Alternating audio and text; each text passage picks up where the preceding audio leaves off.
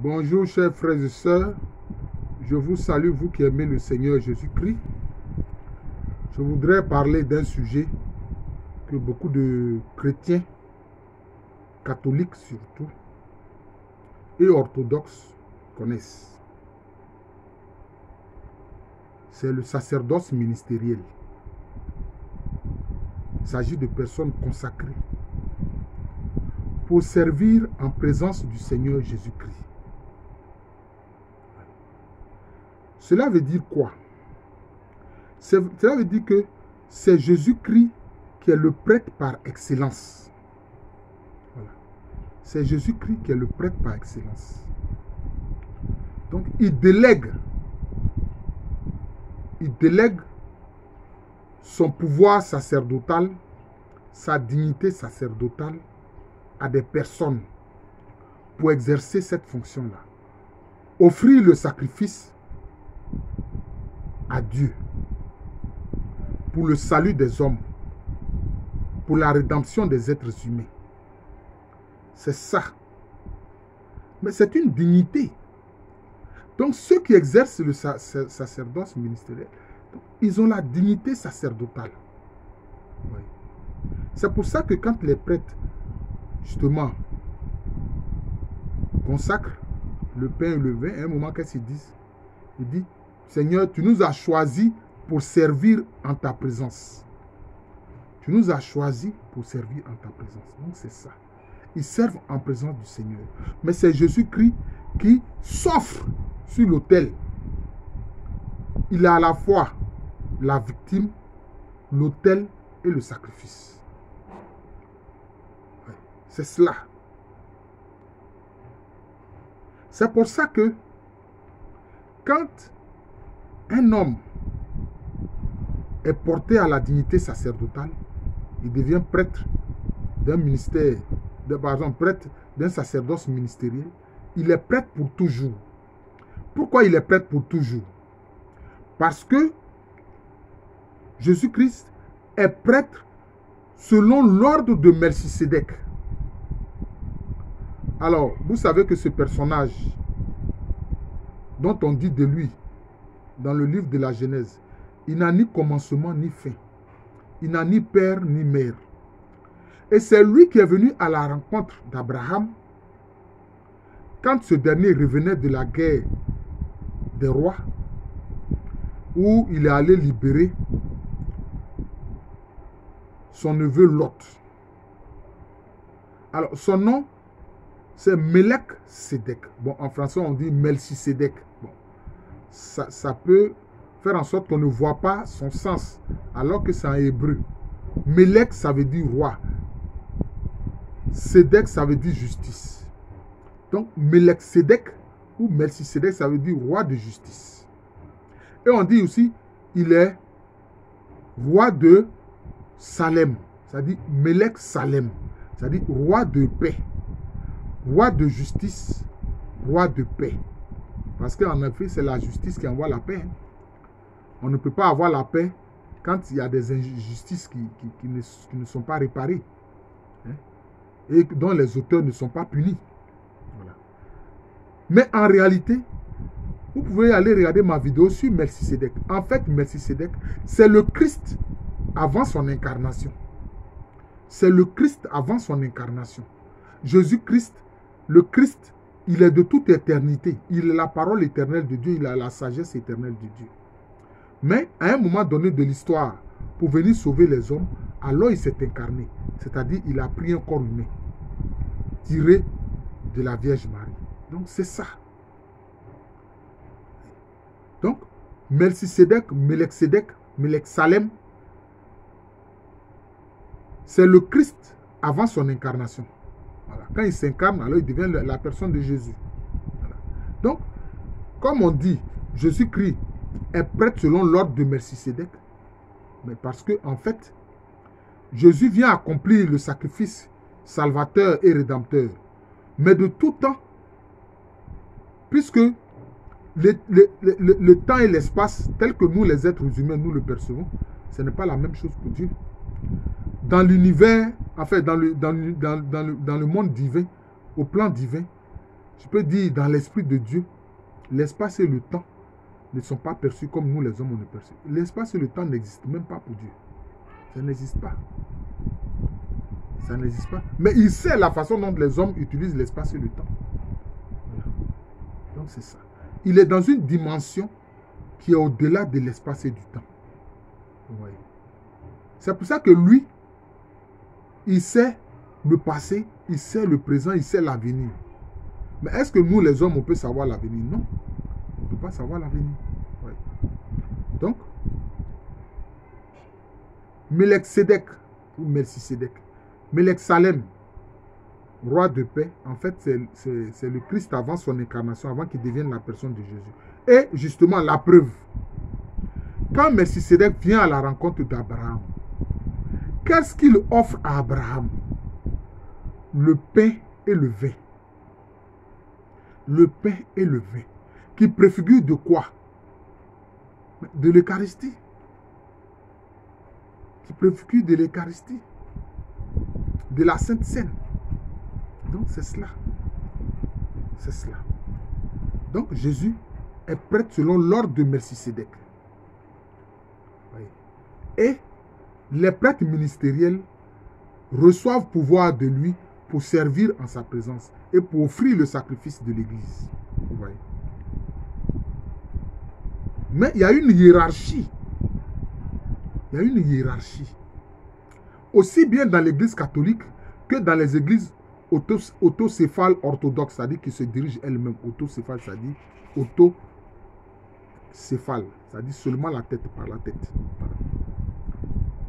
Dans l'Église catholique, il y a le trône de Pierre. Il y a le trône de Pierre. Puisque c'est à lui que Jésus-Christ a confié ses brebis quand il allait s'en retourner vers le Père. Vous voyez. Donc, après le Christ, la dignité sacerdotale qui suit, c'est celle du pape, du vicaire de Pierre. Vous voyez. Le vicaire de Pierre. Il est le vicaire de Pierre, le pape. Il n'est pas le vicaire du Christ. Quelquefois, j'ai entendu ou j'ai lu des écrits où on dit le pape, il est le vicaire du Christ. Non. Parce que qu'est-ce que le vicaire? Le vicaire, c'est celui qui remplace quelqu'un quand cette personne n'est pas là, en l'absence de cette personne. Mais il faut qu'on se dise la vérité.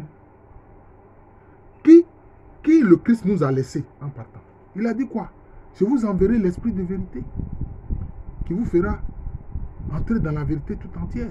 C'est-à-dire le Saint-Esprit. Donc si on veut voir le vicaire du Christ, c'est le Saint-Esprit, ce n'est pas un homme. Voilà. Un homme ne peut pas remplacer Dieu. Jamais. Parce que dans l'église d'Occident, quelquefois, il y a des gens, il y a certaines personnes qui ont dit ça. Voilà. Comme quoi, le Christ, pardon, le pape est le vicaire du Christ. Jamais. Le vicaire du Christ, c'est le Saint-Esprit. Moi, j'ai dit ça. Parce que c'est ça les faits. Voilà. Le vicaire du Christ, c'est le Saint-Esprit. Voilà. Parce que c'est lui qui a remplacé Jésus sur terre. Parce que Jésus a dit, si je ne m'en vais pas, le Saint-Esprit, l'Esprit Saint ne viendra pas à vous. Donc le vicaire du Christ, c'est le Saint-Esprit. Ce n'est pas un homme, ce n'est pas le pape. Non. Le pape, lui, il est le vicaire de Pierre, de Saint-Pierre, apôtre. Voilà. C'est pour ça qu'on dit qu'il est assis sur le trône de Pierre. Voilà les faits. Certains ont voulu travestir les faits. Jamais. Il ne faut pas accepter ça. Voilà. Un homme ne peut pas remplacer Dieu. Jamais. Le pape remplace Pierre. C'est sur le trône de Pierre qu'il est assis. Donc c'est ça les faits. Voyez. Donc, le pape, le vicaire de Pierre, c'est lui dans la hiérarchie qu'on peut dire, qui dans la hiérarchie du sacerdoce militaire, c'est lui qui est au-dessus. Voilà. Mais lui aussi, il sert en présence du Christ Jésus, ça c'est évident. Voilà. Donc vous avez vu que Melchizedek, c'est le pain et le vin qu'il est venu offrir à Abraham, préfigurant de l'Eucharistie du Seigneur Jésus-Christ. Après lui, bon, ceux qu'on appelle les cardinaux, mais les cardinaux en fait ce sont des évêques. Seulement leur rôle, c'est qu'ils sont chargés d'élire le pape, de choisir le pape. C'est ça. Mais quand même, ça, c'est un rôle spécifique. Donc, ce sont des évêques ou des archevêques qui deviennent cardinaux, chargés de lire le pape. Et depuis un moment, c'est au sein des cardinaux que le pape sort, que le pape est choisi. C'est devenu une tradition, mais bon, on peut agir autrement. Hein. On peut agir autrement. Quelqu'un peut ne pas être cardinal et puis il peut être choisi comme pape. Voilà. Donc, c'est les évêques en fait. Globalement, les évêques viennent après le pape. Les évêques viennent avec le pape. Bon, quelquefois on parle d'archevêque. Arc, ça dit c'est plus grand. Hein? L'archevêque, c'est quelqu'un qui dirige, disons, un espace épiscopal plus grand. C'est tout. Sinon, c'est un évêque. Et l'évêque, c'est quoi? Le mot évêque, ça veut dire quoi? Ça veut dire gardien. Littéralement, là, le mot évêque veut dire gardien. Il est gardien de quoi? Il est gardien de la foi reçue des apôtres. Voilà. La foi qui vient de Christ Jésus, parce que c'est lui qui est l'auteur et le consommateur de la foi. C'est Jésus qui est l'auteur et le consommateur de la foi. Voilà. Donc, frère, ne pensez pas que la foi vient de vous. Non. La foi est un don. Voilà. Mais l'auteur et le consommateur, c'est Jésus-Christ. Et maintenant, c'est le Saint-Esprit qui met en vous la foi. Voilà. Donc, les évêques sont les gardiens de cette foi-là. Voilà. Pour ne pas que cette foi soit travestie. Voilà. C'est pour ça que le dogme est important. J'ai fait une vidéo sur l'importance du dogme. Voilà. Alors qu'on voit que les groupes ésotériques, leur première action, c'est de faire croire aux chrétiens que le dogme est mauvais, alors que le dogme est indispensable. Voilà. Donc maintenant, après les évêques, maintenant viennent les prêtres. Viennent les prêtres. Voilà. Mais bon, au sein des prêtres, bon, l'évêque nomme des curés. Voilà. Il nomme des curés. Voilà. Pour diriger des paroisses. Il est évident que quand un curé dirige une paroisse, bon, c'est lui qui est le premier responsable. Mais avant tout, il est prêtre comme ses vicaires. Tout comme ses vicaires, il est prêtre. Mais, comme vous voyez ici, les prêtres qui le secondent sont appelés vicaires. C'est-à-dire qu'ils remplacent le curé quand le curé n'est pas là, à l'absence du curé. Donc, c'est ce qu'il faut comprendre. Voilà, c'est ce qu'il faut comprendre. Donc, c'est ça. La dignité sacerdotale, il y a hiérarchie sacerdotale. Mais, nous les laïcs, nous avons un autre sacerdoce. Voilà. Nous avons un autre sacerdoce qui est différent du sacerdoce ministériel. Nous aussi, nous les laïcs, nous sommes prêtres, prophètes et rois. Prêtres, prophètes et rois. Mais il est évident que les prêtres ministériels sont bien sûr prêtres ministériels, mais ils sont aussi prophètes et rois. Mais nous les laïcs, notre sacerdoce est appelé sacerdoce royal. Voilà. Ce n'est pas sacerdoce ministériel, c'est sacerdoce royal.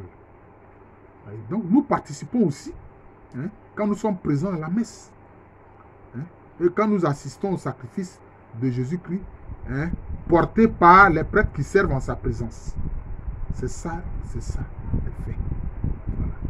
Donc, de même qu'il y a la dignité sacerdotale des prêtres ministériels, il faut que nous aussi, les laïcs, nous comprenions que nous avons une dignité, voilà, en tant que disciples du Christ, une dignité dans le sacerdoce royal. Et donc, nous ne devons pas faire n'importe quoi, nous devons faire attention. Nous devons faire beaucoup attention. Je vous remercie. Bon, ça c'est un sujet, bon, qui est souvent inconnu de beaucoup. Mais, par exemple, comme je l'ai dit, au niveau des églises autocéphales, c'est-à-dire les églises orthodoxes, au niveau des églises orthodoxes, par exemple, là-bas aussi, il y a des évêques. Mais chez eux, l'évêque seul est celui qui ne se marie pas. Mais les prêtres peuvent se marier. Les prêtres, ils peuvent se marier. Voilà. Les prêtres peuvent se marier. Mais l'évêque seul ne se marie pas. Donc, dans les églises orthodoxes, celui qui aspire à être évêque, il ne se marie pas. Il ne se marie pas. Voilà, c'est ça. Maintenant, bon, quelquefois, il faut dire, hein, il y a des diacres. À côté des prêtres, il y a des diacres. Voilà. Voilà. Le diacre, c'est celui qui aide le prêtre.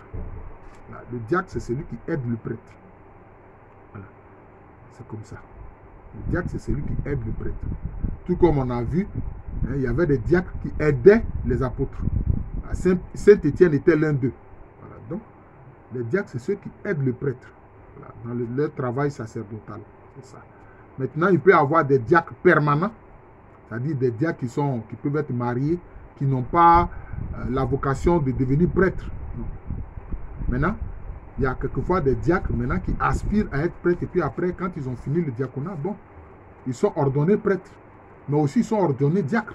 On est ordonné diacre. Maintenant, si on veut, bon, on peut être ordonné prêtre quand on le désire et que c'est vraiment une vocation. Maintenant, il y a des diacres permanents. C'est-à-dire qu'ils ne vont pas à la prêtrise, mais ils demeurent des diacres et ils sont diacres permanents. Je vous remercie. Je suis le frère Jean de l'amour de Jésus. C'est mon nom spirituel. Et à l'état civil, je suis le professeur Alou Kwambéré. Voilà. Je vous remercie. Je vous souhaite une bonne journée et un bon week-end.